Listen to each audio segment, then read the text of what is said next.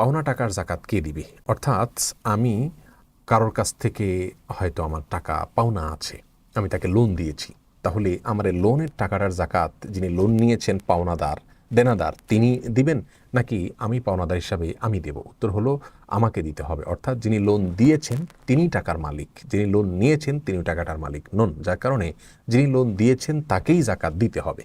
এক্ষেত্রে একটু ব্যাখ্যা রয়েছে। যদি এমন হয় যে আমি কাউকে লোন দিয়েছি এবং তিনি টাকাটা দিচ্ছেন না, গড়িমসি করছেন, তাহলে অনেক বছর যদি হয়ে যায়, তাহলে সেক্ষেত্রে অনেক বছর পর যদি আমি টাকাটা পাই তার কাছ থেকে, তাহলে পেছনের সমস্ত বছরের জাকাত আমাকে দিতে হবে। এটা হলো আমাদের দেশের উলামা ইকরামের দৃষ্টিভঙ্গি।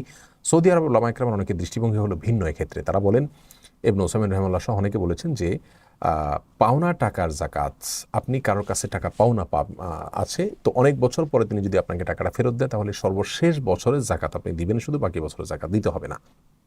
আবারও বলছি, আমাদের দেশে উলামা ইকরামের দৃষ্টিভঙ্গি এক্ষেত্রে কথার কথা, একজনকে আপনি টাকা হাওলাত দিয়েছেন, ধার দিয়েছেন, তিনি 4 বছর 3 বছর বা 5 বছর পরে টাকাটা ফেরত দিয়েছে, তাহলে ফেরত আসার পর আপনার এই পেছনের প্রত্যেকটা বছরের জাকাত আপনাকে দিতে হবে।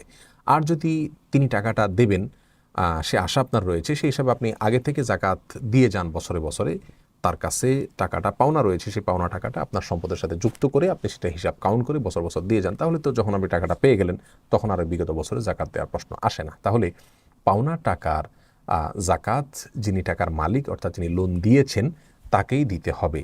যিনি লোন নিয়েছেন বা দেনাদার তিনি পাওনা টাকার জাকাত দিবেন না।